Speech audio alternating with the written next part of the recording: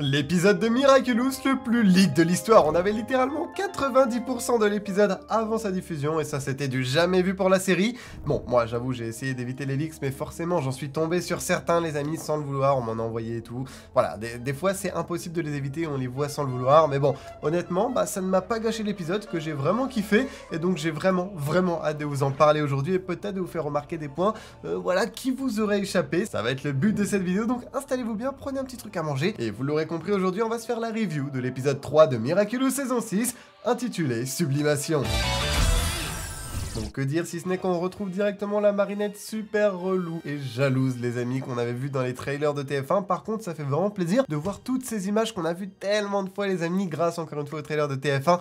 Enfin terminé en bonne qualité, honnêtement l'animation a tellement, mais alors tellement glow up, et je ne doute plus que Miraculous avec cette nouvelle animation, d'épisode en épisode, je ne fais qu'être satisfait. Je sais pas vous de votre côté, mais honnêtement, c'est tellement beau. Et si Marinette mettait autant d'énergie pour enquêter sur Chrysalis qu'elle n'en met pour stalk Adrien et Sublime, je pense que la saison 6 serait déjà finie. Non, plus sérieusement, en vrai cet épisode c'était le bon prétexte pour nous introduire ce nouveau personnage, et grâce à Marinette on a quelques infos sur elle. On sait que son nom complet c'est Sublime Barletta, qu'elle vient de Belgique, qu'elle a remporté le premier prix du conservatoire, qu'elle sait jouer de la harpe et de la flûte, qu'elle est polyglotte, elle parle plus de 5 langues, ses parents sont divorcés et depuis elle vit à Paris et elle semble être amie avec Max, Rose et peut-être un peu proche de Madame Bustier. En effet, on la voit sur voilà, quelques photos avec ces personnes. Elle a l'air vraiment super serviable, elle est inscrite dans plein d'associations et tout, et elle a remporté un des trucs les plus intéressants et importants, la médaille d'or en athlétisme pour le 100 mètres et le 400 mètres, et elle s'entraîne actuellement pour le prochain championnat du monde avec Adrien. Donc ouais, la Sublime, c'est pas n'importe qui. Et bon, en gros, le plan de Marinette, c'est de devenir amie avec Sublime parce qu'Adrien l'est déjà,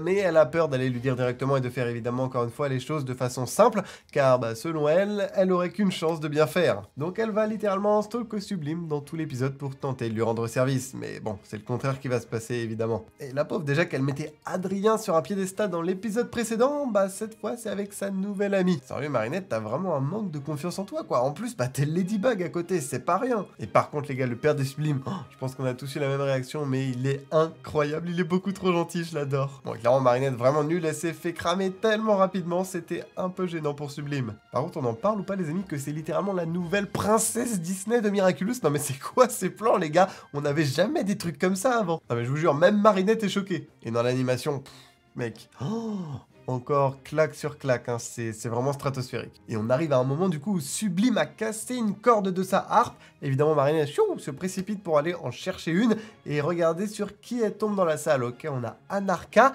et une élève, les amis. Ok, une élève, bon jusque là rien de chelou, mais il y a certains qui pensent que ça aurait pu être Lila. Bon, moi j'avoue, j'ai vraiment pas l'impression de la reconnaître. Après tu me diras, vu toutes les tenues qu'elle a, c'est vrai que la reconnaître c'est vraiment super compliqué, mais voilà, en fait je sais pas si elle s'est inscrite dans le collège sous plusieurs identités différentes, ou si elle en aura vraiment que une les amis, et qu'on la verra vraiment au fur et à mesure de la saison, et qu'on saura que ce perso là c'est Lila, mais pour l'instant il nous cache un peu son visage, mais en vrai à tout moment les gars c'est elle. Je sais pas ce que vous en pensez, dites-moi en commentaire, mais en tout cas il y a pas mal de gens qui le pensaient. Et j'avoue, ces plans cartoon là je commence à kiffer. Il y en a eu d'autres dans Daddy Cop l'épisode d'après, et en vrai ça m'a vraiment fait rire pour le coup, vous verrez dans mes réactions. Et ça y est, Sublime qui nous joue encore la princessité. Non mais sérieux les gars, est-ce que même c'est possible de vraiment remplacer une corde de harpe avec un cheveu?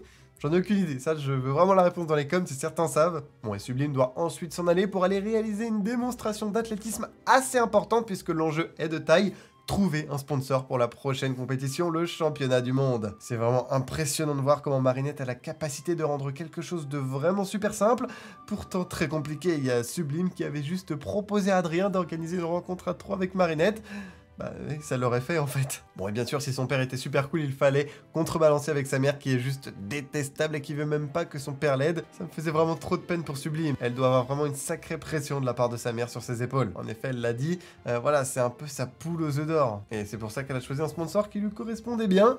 Bob Ross, let's go, le retour du perso le plus détestable de la série. Elle l'a convaincu en lui disant que si voilà Sublime allait gagner, il pourrait garder la médaille d'or au prochain jeu.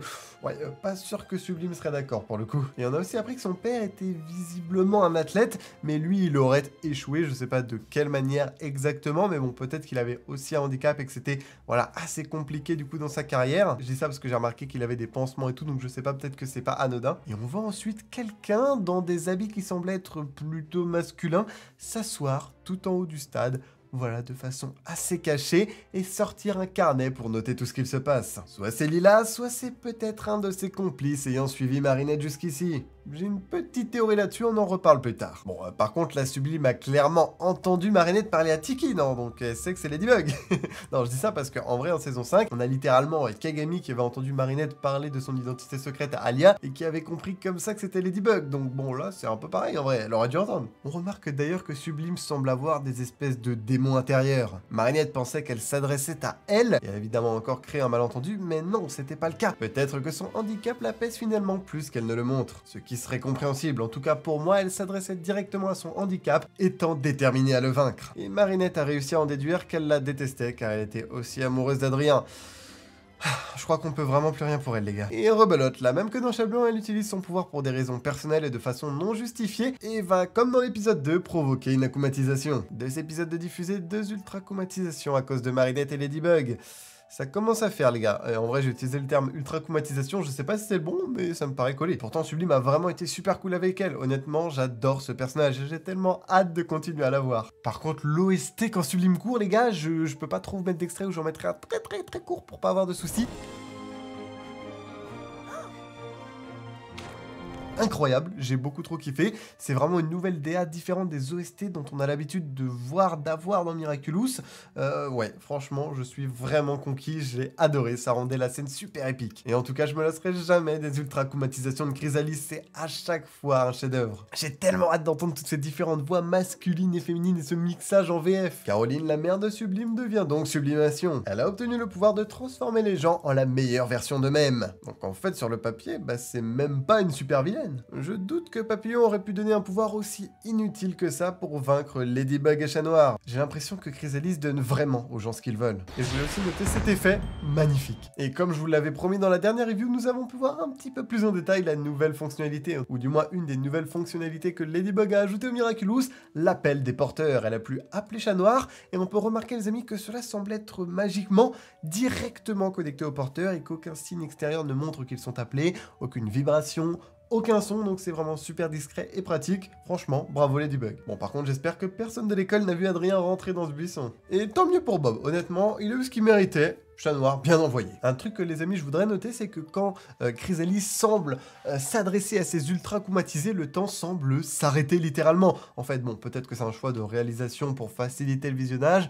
Voilà, on avait eu un truc un peu similaire dans l'épisode spécial Paris, lorsqu'Hesperia a kamicotisé Chat Noir, ou alors peut-être que cela fait partie de ses nouvelles capacités. Mais comme je disais précédemment, la réalité c'est que tous les vilains n'ont pas de costume, et tous les gens costumés ne sont pas forcément des vilains. Bob Ross en est même sûrement plus un que Sublimation. Même Ladybug dans cet épisode en fait en est plus un que Sublimation. Et c'est pas moi qui le dis. Et waouh, incroyable, c'est littéralement du jamais vu dans l'histoire de Miraculous. Ladybug s'est laissé volontairement avoir par le pouvoir du méchant, entre guillemets. Elle voulait savoir si une meilleure version d'elle-même existait, et bah du coup Chat Noir s'est aussi laissé toucher juste après. Par contre, il va falloir m'expliquer, du coup c'est les seuls sur qui le pouvoir s'annule, ce qui veut dire que ce sont les seuls que Sublimation a touché à être déjà la meilleure version d'eux-mêmes. Bon, Chat Noir, ok, peut-être, mais Ladybug, qui se remet en plus en question dans cet épisode, à moins que du coup ça soit la meilleure version d'elle-même en Ladybug, mais pas le cas en Marinette. C'est vrai qu'aussi on voit la différence de maturité entre les deux personnages, bien que ce soit la même personne.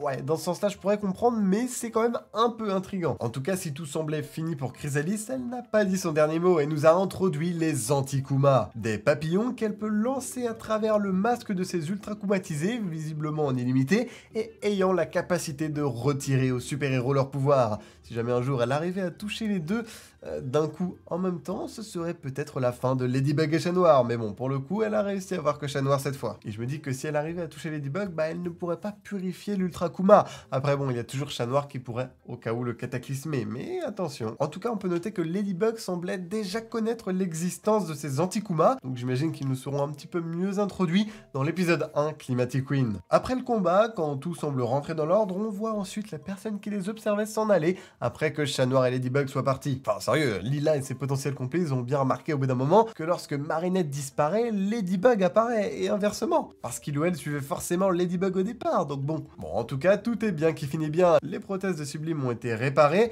et elle a fait un super temps. Marinette et Sublime sont redevenus amis de façon normale cette fois. Mais par contre, ils vont devoir trouver un nouveau sponsor. Car sérieux, Bob Ross voulait faire porter des chaussures à Sublime, ce qui est absolument impossible avec sa prothèse et ses lames. Tout ça pour pouvoir les vendre ensuite. En vrai, c'est un peu malin. Mais bon, ça ne convenait pas à Sublime. Et sa mère, ayant visiblement un petit peu changé, a décidé de prendre le risque de trouver un nouveau sponsor.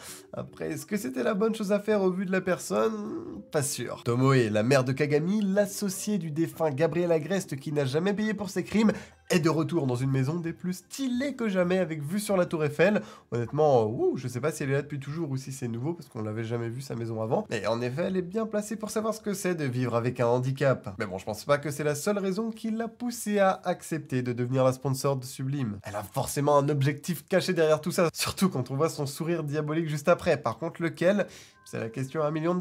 Honnêtement, j'avoue n'en avoir aucune idée pour l'instant. En tout cas, de son côté, elle semble agir seule. On verra bien si on a des indices dans les prochains épisodes. Mais bon, globalement, j'ai vraiment bien aimé l'épisode. Bon, rien de transcendant, c'était juste un épisode d'introduction pour le nouveau personnage de Sublime, mais honnêtement, il a rempli parfaitement son taf. Ça permet de sensibiliser au handicap, tout en dédramatisant la chose avec de l'humour. Et la morale du combat était vraiment géniale. Le fait que le vilain ne soit pas Sublimation mais Ladybug, c'était vraiment fort. Reste plus qu'à espérer que Marinette apprenne vraiment de tout ça. Sinon, à quoi bon? L'animation évidemment irréprochable, pour moi, c'est une réussite. Et je pense que j'ai même préféré cet épisode-là au précédent Dessinatrice. Franchement, je serais curieux d'avoir votre avis en commentaire. Pour ma part, je donnerais une bonne note de 15 sur 20. C'était Blue, je vous dis à très bientôt pour la review de l'épisode 4 d'Addy Cop et du 5 Papy Garou. A plus.